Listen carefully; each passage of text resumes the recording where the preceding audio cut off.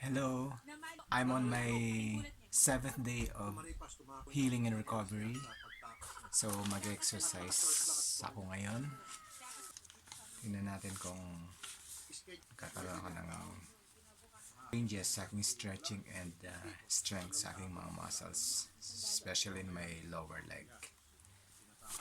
Habang nag-exercise, nakikinig ako ng mga chika sa Pilipinas. Let's start! Kapalik tayo muna dito kay Ma'am Eleanor. Doon sa hindi pa nakapanood itong kaso ito kanina sa baba. Ma'am Eleanor, kayo po yung OFW at umuwi po kayo dito from Dubai, Pilipinas para magpakasal dito kay Junjun. Tama, ma'am? Opo. Bumili na po kayo ng gown, may venue na po, kinabukasan, kakasal na kayo. Itong si Junjun, tumira sa isang bahay, na bahay po ng kamag-anak ko yun, preparation sa kasal. Biglang tumakas. Ma'am Eleanor, yung bagong informasyon na natanggap namin is humingi daw ng motorsiklo itong si Junjun.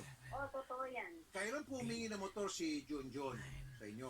Itong, pinaaral ko pa yan ng 1 year ng permanency.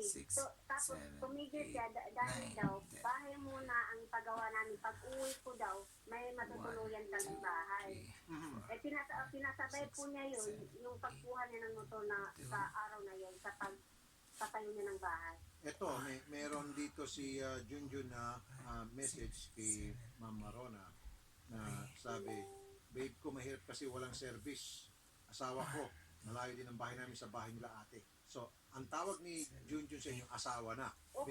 Babe na asawa pa. Babe ko, ipon ka na lang ng 3 months. Babe ko, para cash natin ang motor para pagbiyahe natin dito, papunta sa amin, may service tayo.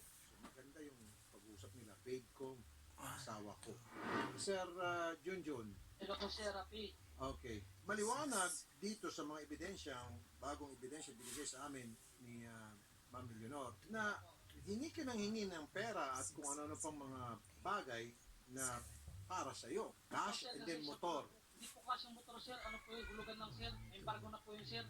Mas kinahulugan, the fact na ikaw mismo nag-open up sa kanya. Kasi nung una sabi mo, siya lang yung bigay ng bigay kahit hindi ka humingi. Ikaw pala mismo nag-open up dito. Ang tawag pa nga sa kanya, asawa ko, open up ka ng para ikaw ay mabilihan ng motor. At isa pa, kanina doon sa baba, sabi mo, hindi ko naman talaga siya gusto dahil parang nanay ko na siya. 40 years old na ata siya, mahigit. At ako'y 24 lamang. So, para bang nang-scam ka, sir? Sabi ko po, Sir, opo, Sir, na minsan nanghingi ako, Sir, pero minsan, Sir, siya nag-offer na paaralin ako, Sir. Siya nagbigay niya ganun, Sir.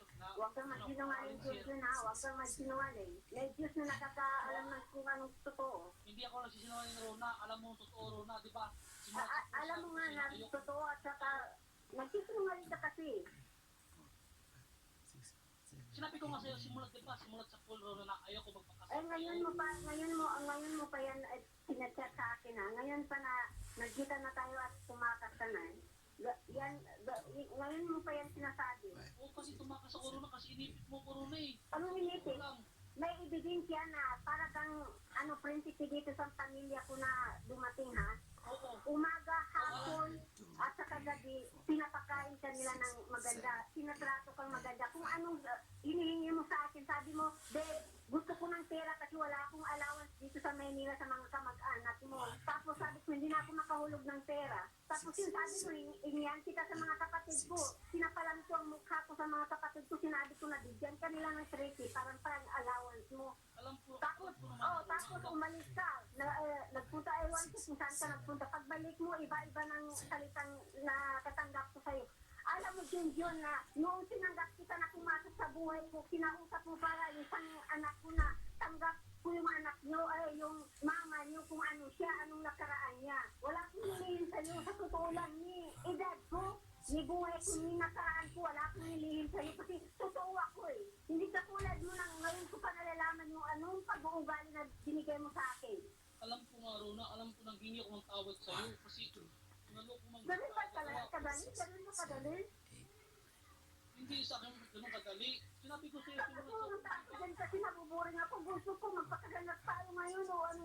Tapos yun nga, sinabi ko nga na kinabukasan lang dahil marami tayong asikasuhin na mga bagay, di ba? Tapos yun, tumawag na pa, paano gagawin natin? Walang-wala ako. O pinakuha ko ng cellphone ko. Pero yung Okay, so, cellphone sandali, na yan, makasingit po ako sa inyo, ha? Makinig kayong dalawa, no? Ito po, merong chat sila. Importante po ito, Ma'am Rona. At na mas maganda ngayon, makaredy ng mga gamit ko, babe ko, di ba? Sabi nitong si Ma'am Rona, usap tayo kung may time ka, pwede ba? Sabay, anong abala? Hindi ka nakabala, babe ko. Gusto ko na magpakasal tayo, babe ko, asawa ko, mahal ko. Sobrang mahal kita hanggang sa kamatayan tayo, babe ko. Asawa ko, mahal ko, mahal kita hanggang sa kamatayan, babe ko. Pag narinig to kahit na sinong babae, nakarelasyon mo, abay matatouch at magpapaniwala. May mali ako, sir. Umiyak ang tawad sa kanya, sir, na kung makatrabaho ko, sir, mabayaran ko naman lahat ang binigay niya sa akin, sir. Okay, humingi ka ng sorry. Sige, mag-sorry ka. Ginawa ko naman yun kasi yung, di ba nag-usap na tayo na hindi ako magpapakasal, di ba? Nag-usap na tayo nun, di ba? ngayon mo pa sinabi yan, nasa Manila ka na, pera. Hindi ako na pero Hindi. puro naman. Yun nga yung ano mo eh. Sabi mo, i-ready mo lang yung pera na ibibigay mo sa akin. Alam ko naman na malaki pasalamat ko sa iyo na sinaabot kita. Alam mo pala, sana nga, nung una pa, sinanabi mo ako. Sinasaktan na rin sa pinagkabayisan ko eh. Puro na makinig ka muna, di ba? Alam ko mo magawa. Di ba nag-usap tayo dun sa 5, 6, 7, 8, puro na ayaw ko magpakasal. Sinabi ng lalaki sa'yo na pag hindi ka magpakasal, anong gagawin sa akin? Alam mo yung natuturo na? Alam mo, walang mula ako. Okay, makasingit ulit, ha. Makinig ka rito. Oh, na-stress ka na. Junjun, huwag ka ma-stress. Sabi ni Junjun dito, babe ko, dilaan mo pa ako. Aha, lagot ka sa akin, didilaan din kita, babe ko. Kita mo to, Junjun? Ano tong pinanggagawa mo dito kay Ma'am Eleanor? Tapos palabasin mo na hindi mo siya mahal at pinilit ka lang at pinipikot ka, kaya ka tumakas, nag 1, 2, 3 ka, etc. Eh, base dito sa mga dokumentong hawak namin, very clear na in-scam niyo po siya. Sir, kawawa naman po itong si Ma'am Eleanor. Nagmahal lang po ito. Kaya lang, ang minahan niya, isang taong hindi pala din siya mahal, ay lulukohin lang. Nag-usap na kami, sir. Sabi niya sa akin na wala na problema sa akin, ipapadyos ko na lang yung problema natin. Nag-chat na kami sa akin, Hindi ko okay kaya, ang lahat. hindi ko kaya. Kasi ang Alam ko sakit di ng mo kaya. ginawa mo eh. Sorry, Rona, nagmamakaawa ko. Alam ko naman nasaktan kita. 3, 4, 5, 6, 7, 8, 9. Pinasa Ako kita, pa tayo, Rona. tinanong din kita. Bakit kakahiya mo? Kung may chat din ako na gano'n. Tapos ano, bakit mo kikahiya? 5, 6, 7, 8, Alam ko naman na nasaktan kita, pinaasa kita, Rona. Handa naman ako magbayad sa lahat ng nabigay mo. Harapin ko yung problema ko, Rona. Hindi kita tatakasan. Tawarin mo lang ako, yun ang hiling ko. Tawarin mo ako. Pera nakuha mo sa akin ng kasi Magpayos na lang tayo. 6, 7, 8, 9, 1. Sorry po. Alam mo, Junjun, bayaran nyo up to the last centavo yung mga nabigay. Kaya sinabi ko ninyo, dahil mismo kapatid mo nagsabi, napakabait daw nitong si Rona at ang dami rin po nagigay sa pamilya ninyo. Kaya lahat ng perang na ibigay ni Rona up to the last centavo, ibalik nyo. Si Rona sa rapid. Ibalik nyo. Ibalik nyo. Pinagpaguran niya yan sa Dubai. Pinagpawisan niya yan. Blood, sweat, and tears yan. Hindi niya pinulot yan sa kalsada o pinitas sa puno. Yung mga perang yon. Balik mo. 2, 3, 4, 5, 6, Paano? 7, Pag nagtrabaho ka, ay paano yung mga kamag-anak mo? Eh ba'y magsanla kayo, magbenta kayo ng mga ari-arian at maisuli yung mga pera kay Rona. Ma'am Rona, magkano po yung mga perang naibigay mo? Pati sa mga kamag-anak, kasi pati kamag-anak, sinamantalahan ka ata eh. Magkano sa kamag-anak, pati po sa, ito pong si Junjun nakuha po sa inyo. Ma'am Rona. ang nalipat lang po dito sa basta 1 year, suba 100 pong nabigay ko sa kanila eh. 100,000 sa pamilya. Sa isang taon lang po, pero 3 taon po kami. Mga magkano po? Siguro mga 400 po, ganun. Okay. Kasama na po yung sa pamilya niya. Opo, kasi siya din po yung nagbibigay nun. Pati nang ibibigay sa mga anak ko, dumadaan pa sa kanya kasi ayaw niya na dadaan sa iba eh. 400,000. Napakalaking pera yan sa lupo ng 3 taon. Ay, papawiin po natin yun. 6, 7, So yung bahay, tapos yung mga pera. Okay, para sa kalaman ng lahat, nagkakilala sila sa Facebook. Paano po nag-umpisa po yung pagkakilala sa Facebook? Sa group chat po. Group chat. Paano po? Sino pong nauna? Siya po kasi inbox sa akin, tapos doon ko na sinabi na kung interesado ka sa akin, sabihin ko sa iyo kung matanda ako kasi wala akong lihim sa kanya. Pero siya, naglihim pa sa akin. So, wala ka itinago sa kanya. Naging honest ka, transparent. Okay? Opo. Hanggang sa na-inlove ka sa kanya dahil sa kanya mga mabulaklaking pananalita. Nabubong na lang daw ang kulang. Ibabalik mo yon, tama? Hindi pa po ano po sir, malayo po, marami pa kulang yun sir. Kaya nga, Opo sir, regardless, babalik ko po lahat. ibabalik mo Sir. yung bahay. O sige, okay. Yung bahay, Opo sir. tapos yung 400,000 pesos. Lahat-lahat na yon, pati yung mga naibigay niya sa yung mga kamag-anak. Saka yung ano po, sir, yung rilo ko na Sir, pinangyayan magpapaw ko, sir. nung umalis ka. Yung pumilo po sir, yun yung pumasay. Hindi mahal. Pumasay ko sa taxi po sir, yung pumasay ko sa taxi po sir. Hindi mahal yung relo. Anong klaseng relo ba yon? Rado po yan na, sir.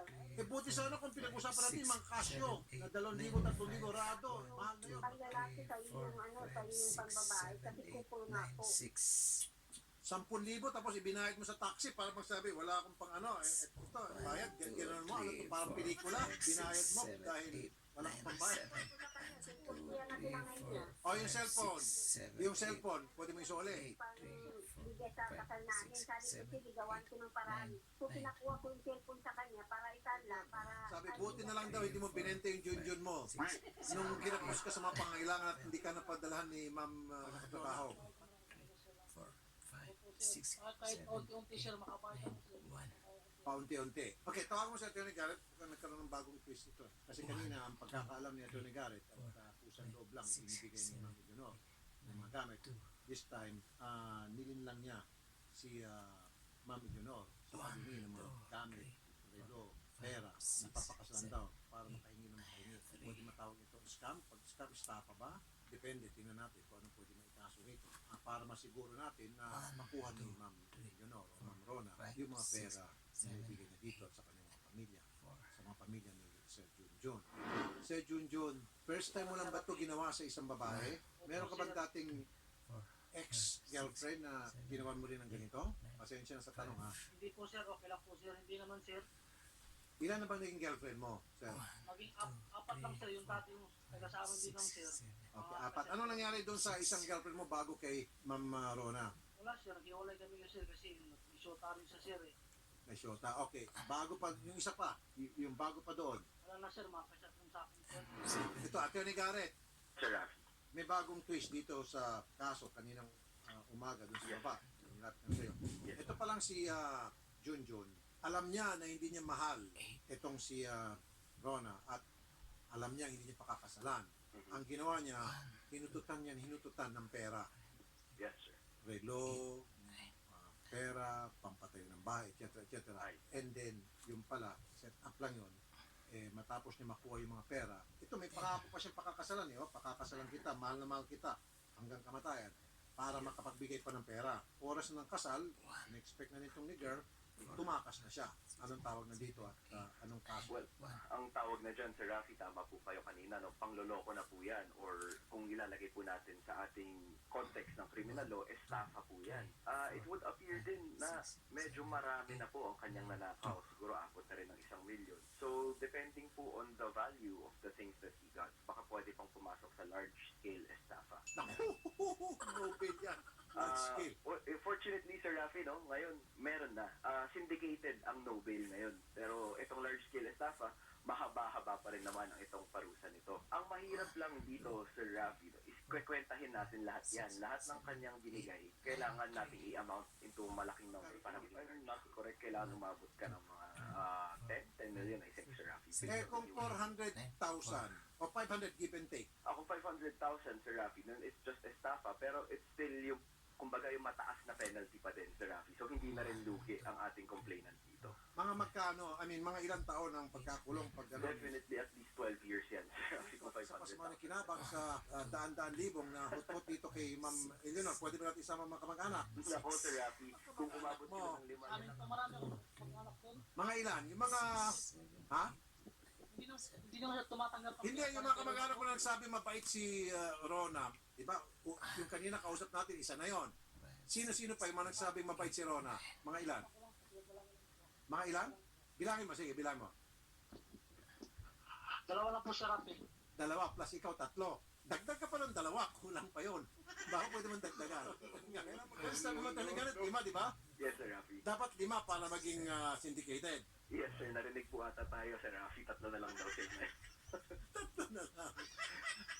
Okay. So yung dalawa nakasama, pwede na yun, isama. Yes, sir. Same penalty pa rin naman po sa estafa, no? Since sabay-sabay sila. Again, sa conspiracy po kasi, the act of one is the act of all, eh. Yun po, kung napruweba po natin na sila ang nagsunsol, sila ang gumawa ng paraan para mapagtuloy-tuloy ang scheme na yan, pare-parehas po sila madadawit sa estafa. Sandali lang, Atty. Gar. Ma'am Eleanor, Oo, sir. yung tatay nanay ba humingi din ng pera sa'yo? May video call pa kami na maghingi daw si mama niya ng pera. Tapos sabihin ko lang daw kay Junjun kasi si Junjun daw hindi magbigay kung hindi galing sa akin na papayagan ko. Sorry, 5 na. 3 kapatid niya plus si Junjun plus Ano, nanay, Sir 5. Rona? Hindi po apat, sir. Hindi po nangihingi mga kapatid po sa kanya, sir. Pati nga, Lord, minsan, nag-chat yung mga kapatid niya, hihingi ng load sa akin sa Dubai pa ako. Bibigyan ko talaga sila. Atty. Garrett, paano yan? Yes, sir. Mukhang nabuo na natin yung kailangan natin, sir. Ang kailangan na lang natin to prove is binigay lang ni ma'am lahat ng kanyang binigay dahil pinangakuan siya ng Mahal kita, sobrang mahal kita hanggang sa kamatayan, babe ko, kaasawa ko. Ayun na nga, sir. Nagkaroon na tayong pagbuka ng gamit at meron na tayong 5 tao na nagkaisa para gawin yan. At So, meron na po tayong, ayun po, syndicated estafa. Ilang taon ang pagkakakulong sa bawat isa sa kanila? Oh, unfortunately, Sir Rafi, yung syndicated estafa is like it. Salamat, Atty. Garrett.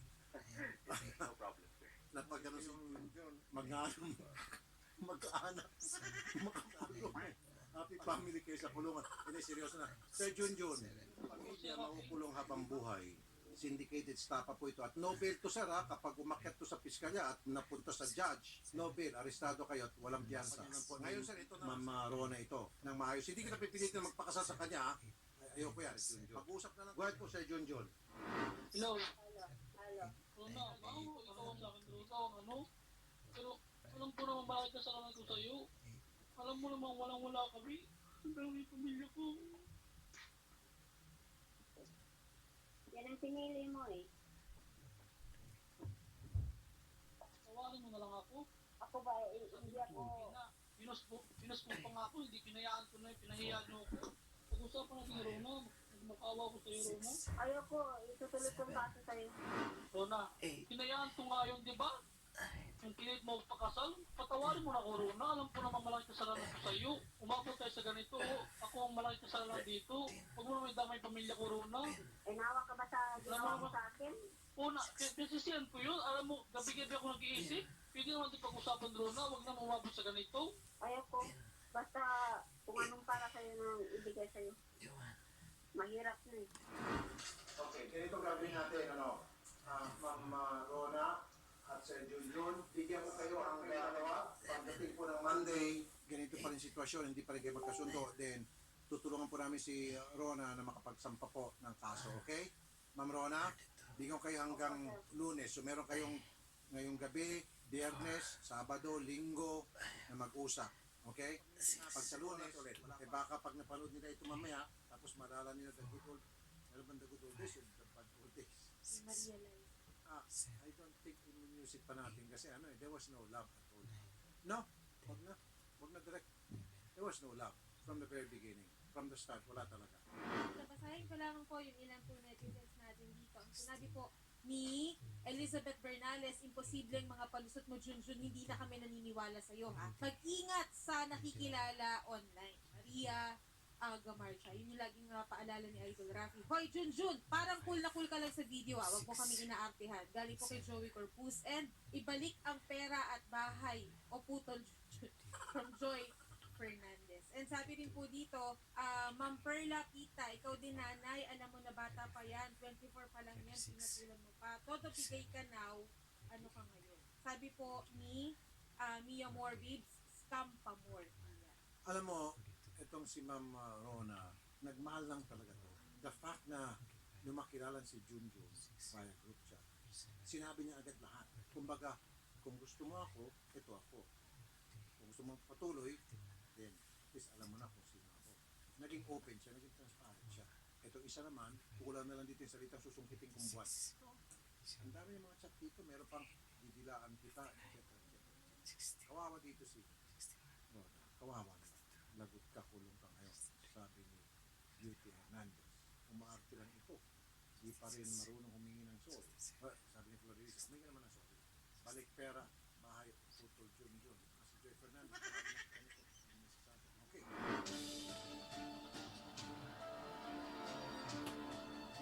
18.2 million na po kami stronger. Maraming salamat po. To God be the glory. Mabuhay po tayo lahat.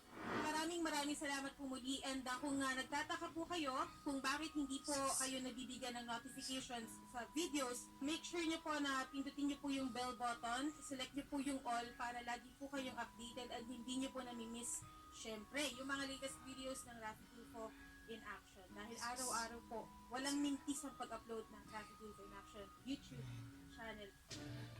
First S is for stretching of tight muscles, and the last S is for strengthening of the weak muscles. We spend 1/3 of our lives sleeping. If we pinch the tendons and bursa when we sleep, this can cause or perpetuate the shoulder problem.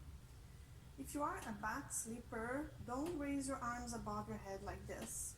Keep your arms on the side of your body and make sure that the pillow is filling the space below your neck, but the pillow is not under your shoulder. If you are a side sleeper, it is better not to sleep on the painful side. But some people have shoulder pain on both sides, and then it's really hard to find a position. You may need to get a second pillow to support your back, so you're not putting too much pressure on the shoulder underneath your body. And get a third pillow to put in front of you, so the upper shoulder will not be dropping in front of your body.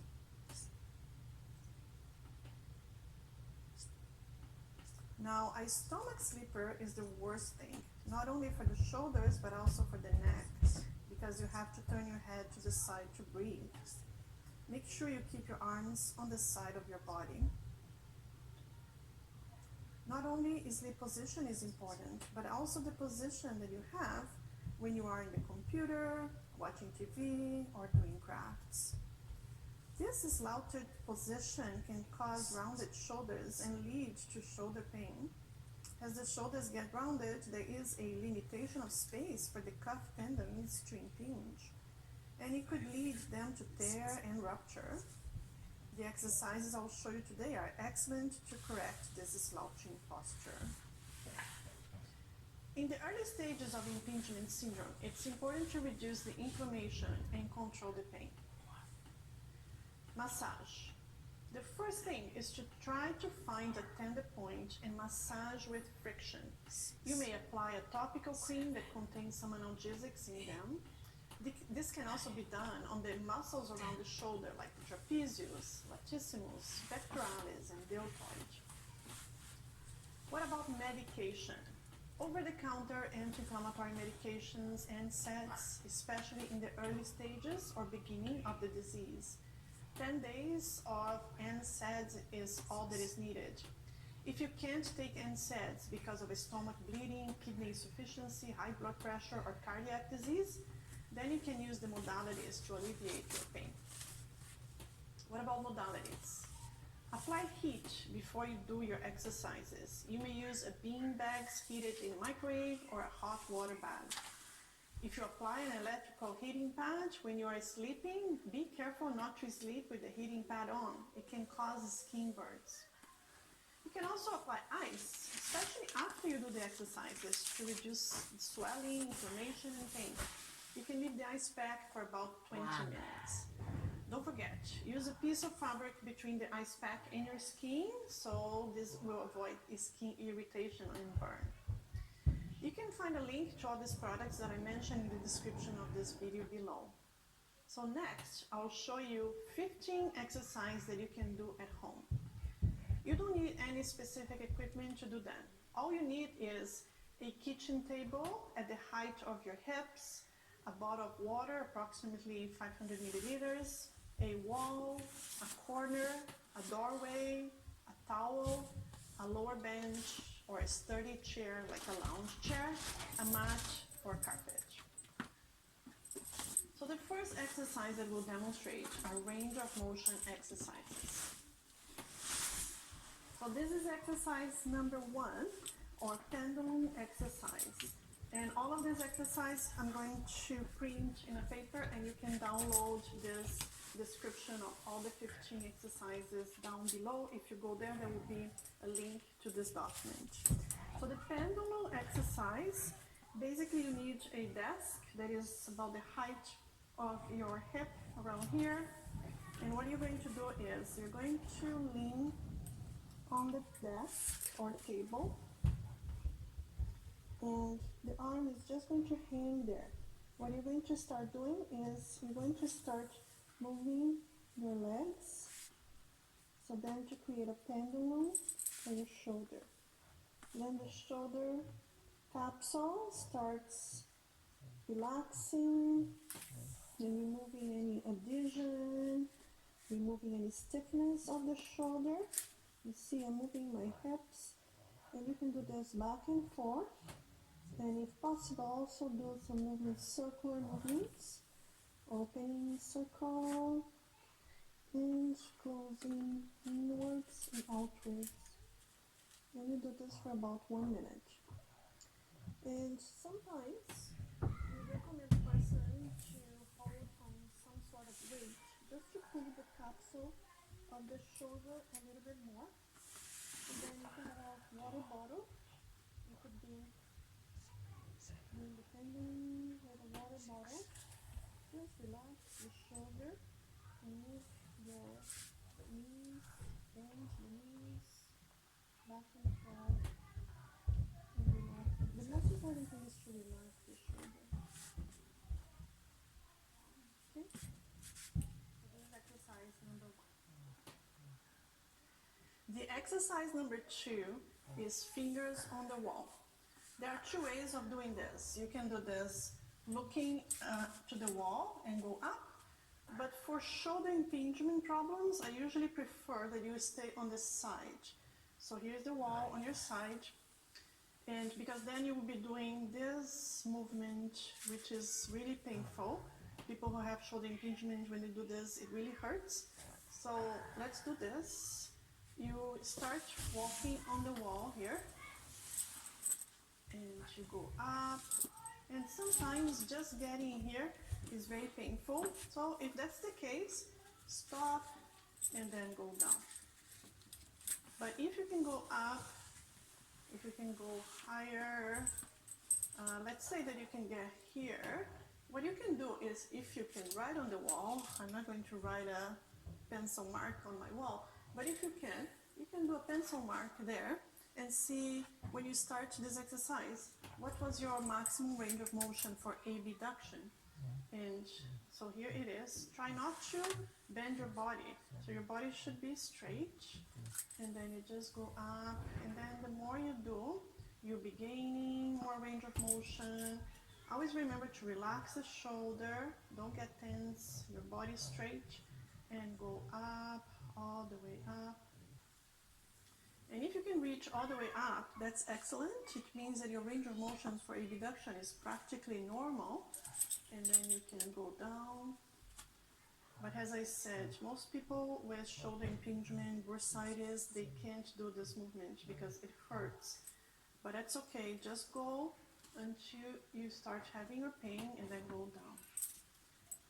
And you can repeat this 8 repetitions, go to as far as you can, and you can rest. You can, if you're getting tired, you can rest your hand here, and then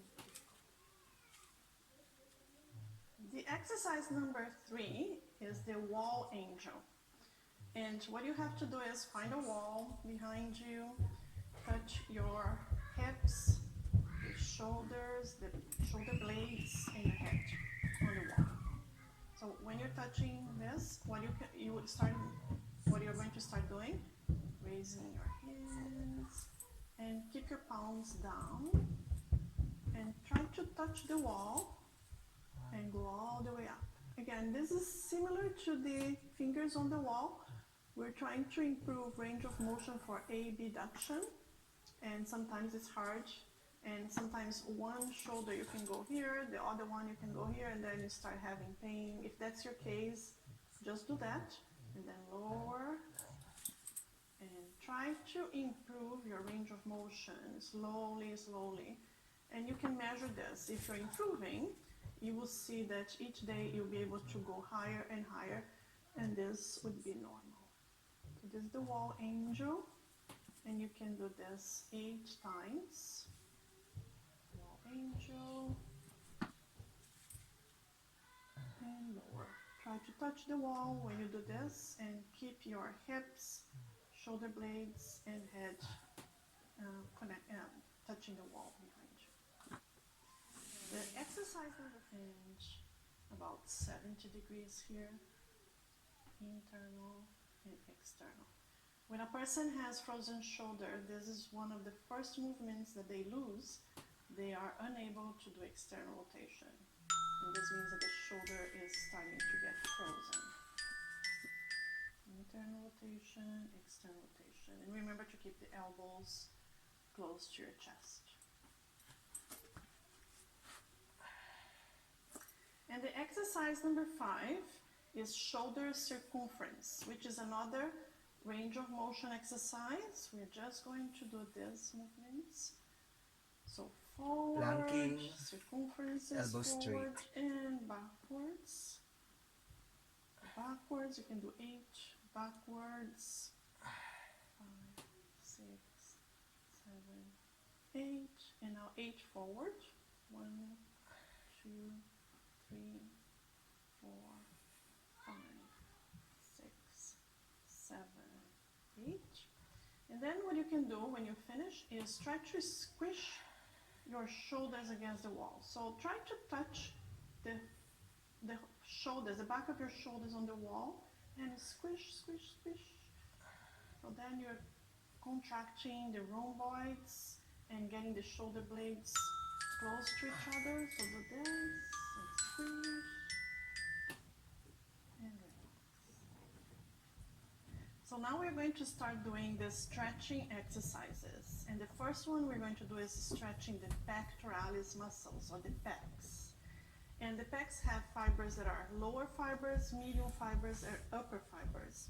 So we need a doorway down like this. And what you do is you move your body. You move your body backwards. So just keep the elbow here, don't move, and just keep doing this. And you should feel stretching the pecs here. Keep doing this. And just stretch. Stretch, and do a big stretch here, and all the way down. This is the towel exercise. 4, 5. The other exercise is the cross chest stretch.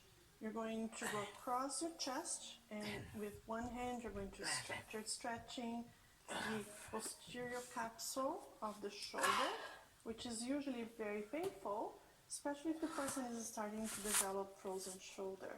If this is too painful to you, you should be doing this exercise with a physiotherapist.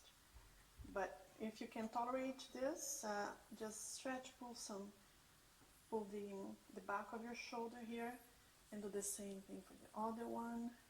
So bring all the way down here, all the way across the other shoulder, and then you pull and try to relax. When you do this, don't get too tense. Relax, relax, and feel the fibers on the back of your shoulder stretching. This is the cross chest stretch. Now the exercise number 9 is the strengthening of the shoulder against the wall.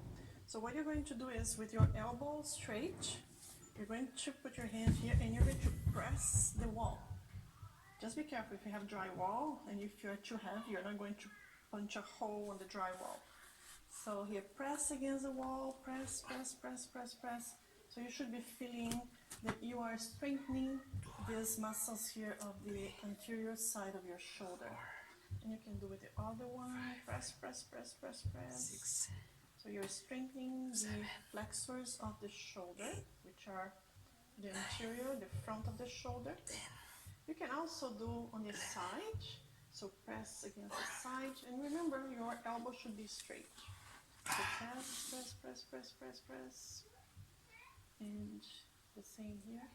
Press against the wall. This is isometric exercise. Should not hurt when you do this. Now the other one that is important is, now you bend your elbow, touch the elbow and your hinge here, because we're going to do here, first is you press the elbow against the wall, press, press, press, press, and now you're going to press the hinge. So now don't touch the elbow on the wall and press just the hinge. So this is strengthening for the external abductors. So press the elbow, now press the hinge. And do the same thing to the other side.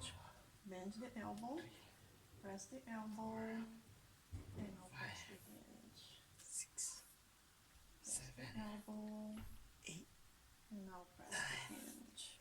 10, 11. And you are too heavy not to punch holes on your drywall. And go all the way up. Make sure that your hips are not bending, so you're not doing this. Your whole body is like a plank, and all you're doing is using your shoulders. The idea here is to strengthen the muscles of your shoulder. So you're going to do this 8 times. Make sure that they are at the level of the elbows and shoulders here. And to do this. And when this becomes easy for you, you're going to start doing 12 repetitions, 15, to feel that your muscles on the shoulder are getting stronger. And of course, if you're not used to do these exercises, the next day they're going to hurt. The muscles are going to hurt, but that's normal. It's the muscle pain that is the good muscle pain. Just because you're exercising those muscles, they're going to hurt for maybe 24 or 48 hours. That's called delayed onset muscle soreness or DOMS.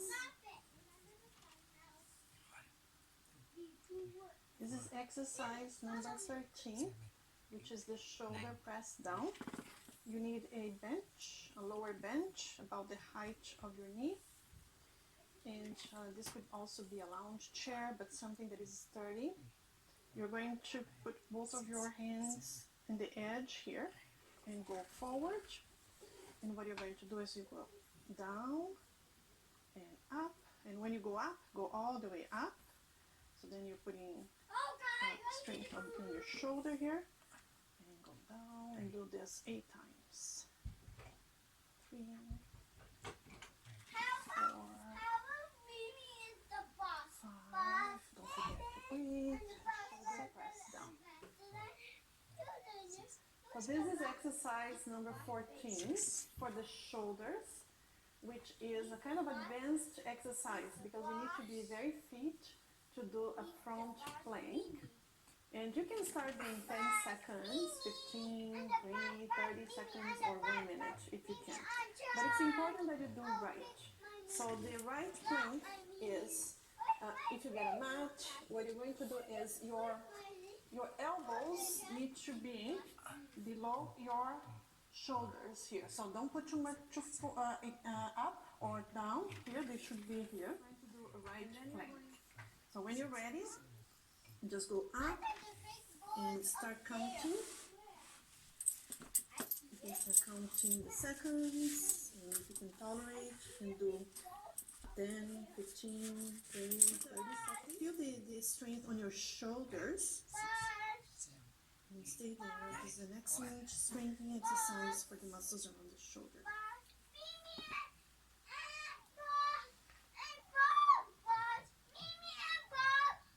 So the exercise number 15 is the side plank.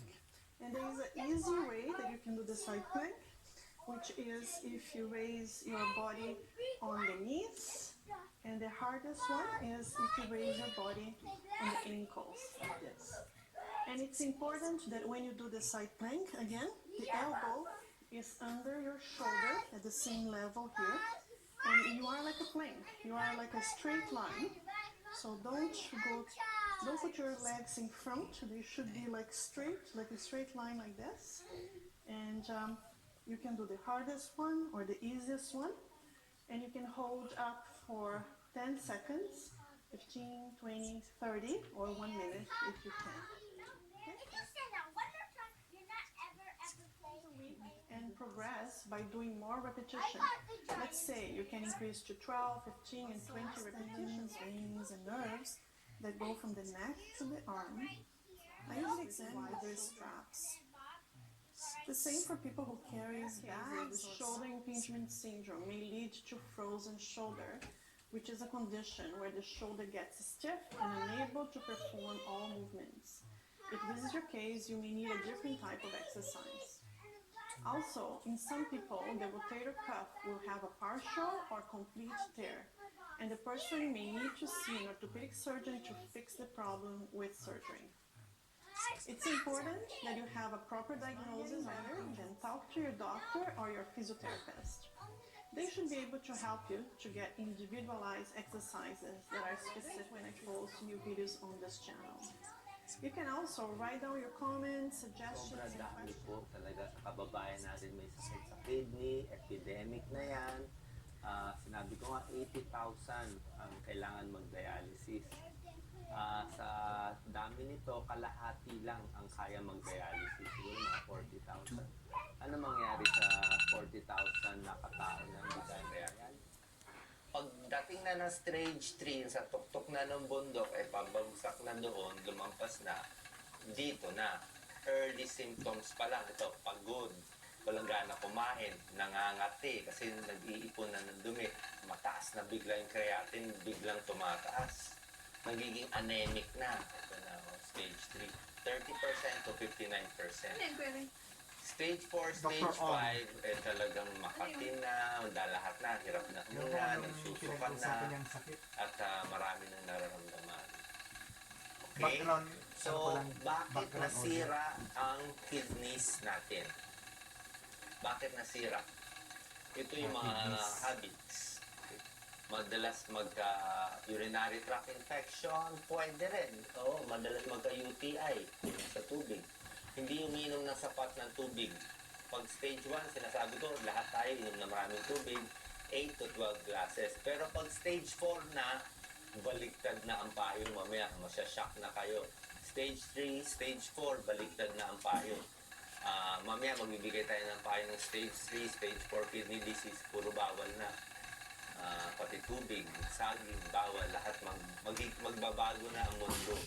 Kaya ito, habang healthy pa tayo, gagawin na natin to 8 to 12 glasses of water, asin, babawasan, tuturuan natin yung mga hidden salts, kidney infections, daming karne kinakain, daming protina, puro lechon, puro karne, bulalo, painkiller, bawal, sakit sa kirot, gamot sa kirot, diba? Konting sakit ng ulo, doc, inom na ako para sa kirot, huwag na nga muna Kung di sobra sakit, huwag na lang. Kasi nakaka-damage kung madalas.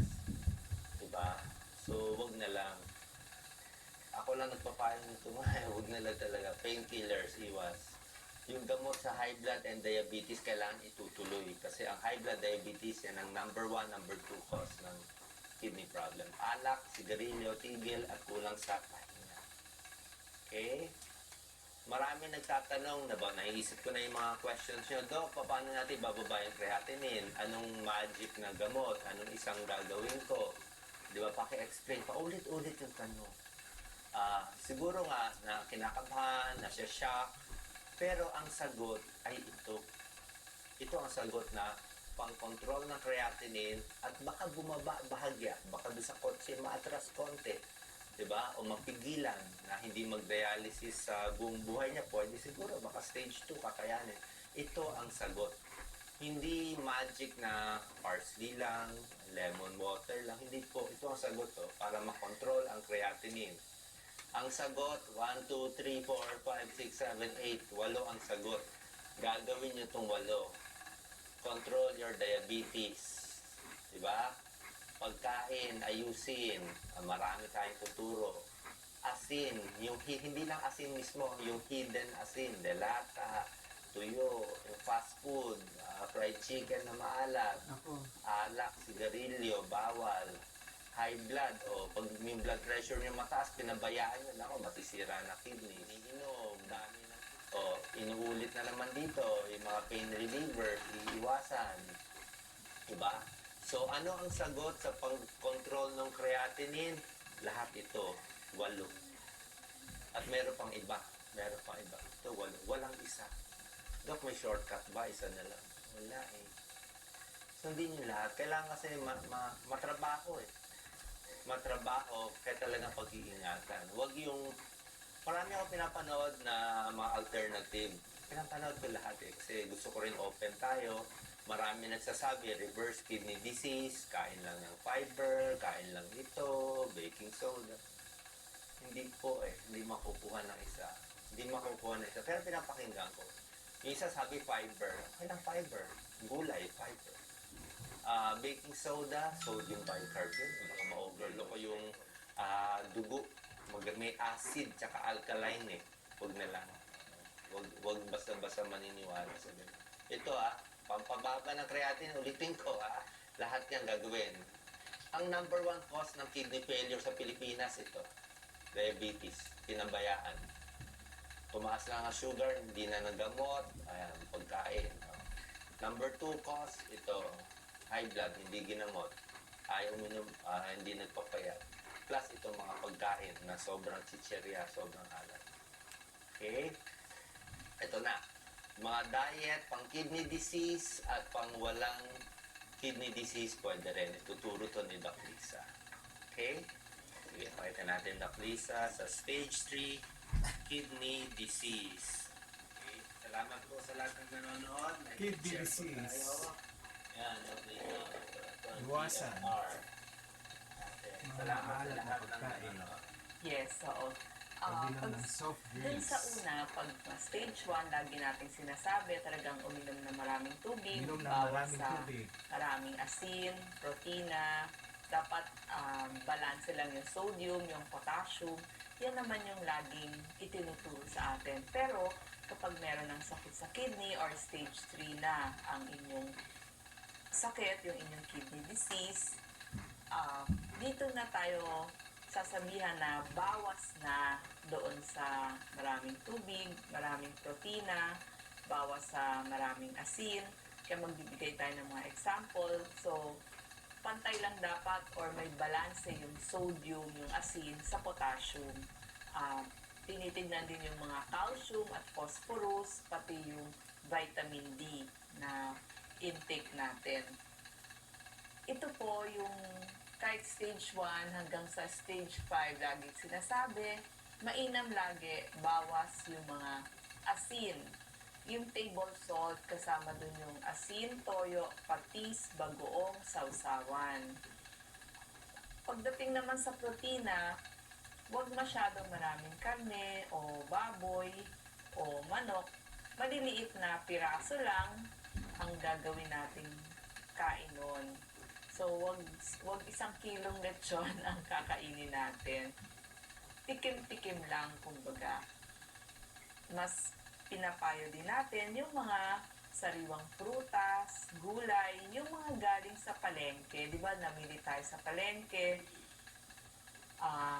Manok, isda, baboy, baka, prutas, gulay, yun, kasi hindi pa sila processed or hindi pa sila nalagay sa delata. Kaya pag niluto ninyo, konting asin lang yung nailagay ninyo. Pagdating naman sa supermarket, titignan nyo palagi sa likod gano'ng kadami ba yung sodium content. Ito ang example. Di ba binili natin sa palengke ang pipino? Ang pipino, maganda siya. Pero kapag ginawa nyo ng pickles, ang dami nang nadagdag na asin dyan. Ang manok, di ba? Bagong bili sa palengke. Pero pag ginawa nyo ng fast food yan, 2,000 mg of salt ang nalagay. Kasi di ba, ginagawa nilang mas maalat para mas maging mabili. Pagdating sa sausawan, lemon na lamang. Kasi pag mga soy sauce, ketchup, ang preservative nila, asin. So, ang daming nadadagdag na asin. Mas mainam yung sariwang baboy baka na nabili sa palengke kesa ginawa na siyang bacon, hotdog, or ham. Kasi, ang asin ang ginagamit para tumagal o ma-preserve yung mga meats. Kaya, marami tayong na-i-ingest o nakakain ng mga asin dahil nga preservative yan, lalo na sa delata, para tumagal yung pagkain. Pero kung bagong bili sa palengke, mas mainam yon kasi konti lang ang nakain ninyong asin. Kaya sabi nga kung pwede, yung sariwa o yung galing sa palengke. Yung mga hindi pa nagdadialysis, nawasan ng alat, merong mga nagtatagong asin sa ating mga kinakain. Katulad ng mga barbecue sauce, ketchup, instant noodles, lahat ng dilata, yung mga breads o tinapay, yung mga soup na ready-made, marami din yung mga tagong asin, lalo na yung mga salad dressings natin. So, kailangan titignan nyo sa likod kung ano yung mga nakalagay dun sa binili ninyo. Nakasulat naman kung marami bang mga sodium. Yan ang example. Tinitignan din, sabi ko nga, sodium-potassium balance, tinitignan din yung calcium-phosphorus na nung kinakain natin. So, ayaw ng, pag stage 3 na ayaw mo Exercise for sure. Ganda nito mga pinakita mo sa atin. Pakita ko lang ulit So, para sa lahat, tignan nyo po yung nagtatagong asin. Sobrang na-shock ako dito na-shock Pag kumain ka pala ng fresh chicken, chicken breast, 69 Ang bulko milligrams rito lang. mag-bullseye. Then stop. Yung mga may high blood, kailangan nga mga 2,000 lang a day, 2,000 milligram. 69 lang. Pero pag bumili ka na sa fast food ng fried chicken, 2,243 na, 1,000 times more. Sobra dami nito. Kailangan maka-red Diba? bullseye. Tingnan mo to, kumain ka ng pork chop, diba? 59 lang, 59 milligrams. Pag ginawa mong bacon hotdog, 548 na. Gawin mong ham, 1,000 na. Ano pa kaya yung tuyo, daing? Talaga mapupuno tayo ng asin sa katawan, diba? Mahilig tayo sa asin. Kapon, pumunta ako sa isang restaurant, bumili ako arroz caldo. Sabi ko, ba't ang alat-alat nito? Grabe yung alat. Binigyan pa ako ng patis. Sabi ko, kung ganito ang pagkain sa restaurant, mahal nga binili ko arroz caldo, almost 230 pesos. Sa iba yun ang gusto nilang alat Pero sa akin, sobrang alat na yan. Baka 2,000 yan. Wala tayong magawa nasa labas tayo. So, kakakain natin sa labas. Nilagyan maraming asin ng mga cook. Talagang ang daming 80,000 kidney failure. Yan ang resulta. Mainit pa sa atin, di ba? Minsan mainit. So, ang dami mo asin kinain, pinapawisan ka pa, kulang ka sa tubig, sira ang kidney. Sira talaga. Ito, kaya kawawa siya. Tingnan mo. Okay. Ito ang pinagbabawal ng phosphorus sa doktor. Kung gaano kataas. Pero pag stage 2, stage 3, tumataas ang creatinine, yung protina, babawasan na. Sinabi ko, pagkakain kayo ng karne, ganito na lang kaliit. Sabi ko sa kidney specialist, yung mga ibang pasyente sinasama ko, Dok, paano sila makakakain ng karne? Ganyan lang. Kawawa naman. Sabi nung magaling na kidney specialist, kaibigan kami niya, hiwain mo ng 100 beses. I-chop mo, tapos ihiwalayin mo sa kanin. Para isip ng utak mo, marami kang hinakain. Pero wala na lang, patak-patak na lang. Bakit ayaw ng protina? Di ba? Alat, bawal. Pag mataas na yung stage mo, stage 3 na to, bakit ayaw ng protina? Pag kumain tayo, maraming lechon, maraming bulalo, maraming karne, maraming protein, mas marami ding waste. Mas marami ding mga waste na mga products na pupunta sa katawan natin. Dahil maraming protein, marami ding dumi, nagiging waste, kailangan ilabas lahat ng kidney. Kaya pagod na pagod siya. Sira na nga yung kidney, hindi na 100 function, kakain ka pa maraming protina, pagod na pagod yung kidneys. Diba? So, ang animal protein, manok, isda, karne, itlog, pwede naman babawasan. Pero yung vegetable protein, mas maganda. Kunyari, beans, nuts. Okay? Beans, nuts, pwede yan. Pag mataas na rin ang stage mo, stage 3, creatinine mga 300, papacheck din ng doktor yung phosphorus. Pag yung phosphorus mo mataas na, basta stage 3, iwas na rin phosphorus. Kasi nga hindi na nalalabas Kumbaga sana barado na, yung drainage hindi na makalabas. Kaya bawas na tayo sa phosphorus. Bawal na to, hindi naman bawal, babawasan na to mga high phosphorus. Soft drinks, wala na. Gusto mo ba nung yung mga zero soft drinks, yung mga diet, huwag na rin. Sa soft drinks, yung light colored, wala ganong phosphorus. Yung 7-Up, Sprite, yun mas iniinom ko. Paminsan-minsan, pero mas maganda wala na rin soft drinks. Yung maiitim, yung maiitim na brown na soft drinks, yun ang maraming phosphorus. Bawal. Sa mataas na stage. Ito pa, kakaiba na. Pagdating na sa stage 3, siguro pwede ba ako dito pakita? No, please. Ito mga tinuturo ko pang stage 3 na ito. Yan, stage 3 kidney. Para hindi tayo magkalituhan. Oo. Itong diet na to, pang stage 3 lang. Hindi to pang ordinary tao. Huwag niyong susundin. Ito exercises para sa Huwag shoulder. susundin kung hindi naman mataas creatinine mo. Huwag mo susundin kung payo ko. Kasi iba na to pang stage 3 lang to. Para hindi bumagsak itong pababa. Pang stage 3, papacheck na potassium mo. Pag tumaas na yung potassium, minsan dito tumataas ang potassium Kasi nga, hindi na rin makalabas sa kidney Pag tumataas na potassium, doon na magiging kakaiba at weird ang diet mo. Kasi yung mga very healthy, bawal na. Saging, potassium, magiging bawas na. Apple, strawberry, pinya, bawas na. Gulay, cabbage, cauliflower, bawas.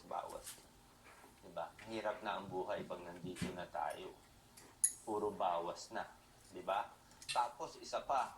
Pagdating na dito, potassium mo, mag-iipon na. Phosphorus, mag-iipon. Pati tubig, yan ang pinakadelikado, yung hindi na umiihi. Marami nagre-reklamo dyan sa akin, Dok, ba't mo ako pinapainom sa basong tubig? Ihi ako ng ihi.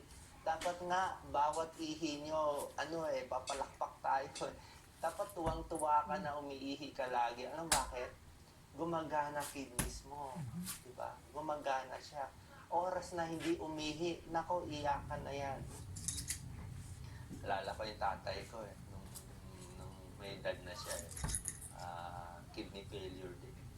So okay pa siya, nung isang araw, matanda na siya, many years ago, sinabi sa akin, hindi na daw umihi, 6 na oras. Wala na. 6 hours di umihi, ni-rush namin sa ospital, creatinine, biglang tumaas, 500, dialysis. Pasalamat kayo umihi tayo. Pasalamat tayo umihi tayo. Kaya uminom kayo 8 to 10 glasses of water, ihi ng ihi, parang nga malabas parang nagpa-flush ka sa toilet Gusto mo flush ng flush, para tanggal ng dumi. Oras na hindi umihi sa ganitong stage, o oras na kumonti na, yan na ang problema. Yan ang problema. Kailangan na bawasan ang tubig, kasi hindi na umihi. Tapos kailangan magda-dialysis. Pag stage 5 dialysis, hindi lang pangtanggal ng dumi sa katawan, pangtanggal na rin ng tubig sa katawan. Pangtanggal ng tubig. So, puro bawal na dito pagdating dito. Dito na. Bababa na siya dito. Okay? So, yung mga stage, maraming mga stage 3 Doc Lisa, nakikita ko. Daming kababayan natin nandito. Nako-compute yan ganito yung percent na lang ang gana ng kidneys nila. So, tubig, potassium, dito nagbabago. Pero habang nandito pa tayo sa stage 1, yung mga normal creatinine, ito, di ba? Yung urine na normal, pwede Dito maraming tubig. Dito happy tayo sa saging. 2, 4 na saging. Ito, bawal ng asin. Ano asin yan? Kasi natakot ako doon sa dami ng salt So, pakita pa natin yung ibang tips. Bukod sa pagkain na anong diet, Doc? O yan, marami magtatanong ulit. Ito na lang, shortcut. Vegetarian, ayos yan. Diba? Good for the kidneys, good for the heart. Anong shortcut? Ito na lang, na tayo kumain ng karne. Diba? May laban tayo dyan. Pinaka-healthy diet sa lahat. Mas mahaba buhay nila. So, inuulit ko, yung mga mataas ng creatinine o ayaw tumaas, ito gagawin natin lahat. Yan ang sagot. Okay, marami na naman ako nabasa, Doc. May nabasa daw siya, may magic na binibentang makina, may special water. Wala na tayo mag-special water. Basta malinis yung tubig, okay na po yun. Okay na po yun, ha? Ingat sa mga gamot. Okay? And last, 2, ito pinakamahalaga para hindi tumaas ang creatinine, diabetes gagamutin.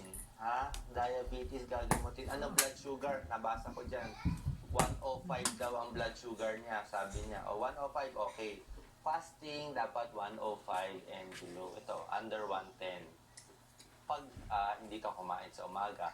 Pero kung kumain ka, tapos magpapa-blood sugar ka, 1 to 2 hours after, dapat hanggang 140 lang. And after meals, hanggang 140 pwede. Pero yung may diabetes, nako, up to 200, 300. Isa pa, wala sa taas ng, mas mataas yung blood sugar, mas masisira ang kidneys. Mas matagal ka may diabetes, kaya rin nagka-diabetes ka na 40 years old, o 10 years ka na may diabetes, mas nasisira. So talagang control. Saka hindi pwede overweight. Saka kita niyo yung dami ng alat na nakatago sa fast food. Wala tayong laban. Wala tayong laban kasi sa bahay na lang tayo kakain. Paminsan-minsan na lang. Yun. So bukod sa diabetes, number 1 cause ng kidney failure, Yes. kidney disease, ito ang number Bullseye. 2 cause, high blood. That's enough. Thank Okay. you. Ang